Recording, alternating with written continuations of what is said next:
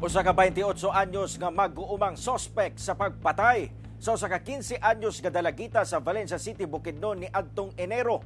Gidako pagbalik sa kapulisan human migula ang warrant of arrest sa kasong rape with homicide. Nakaalerto si James Paulo Yap.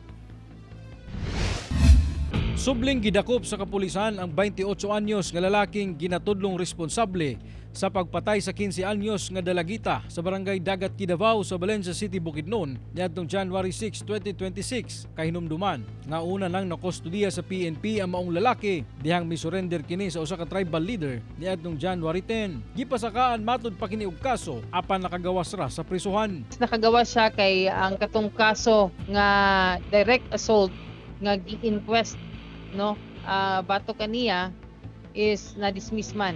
So, nagkagawas kini siya. Gibawi sab sa suspect ang iyang nauna ng extrajudicial confession.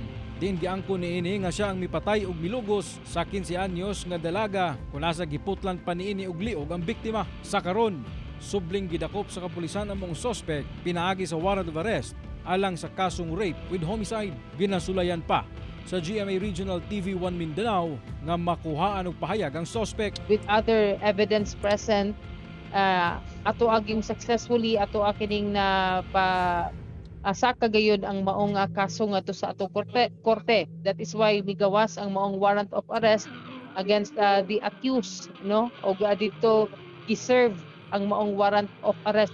Ako si James Paulo Yap, 1 Mindanao.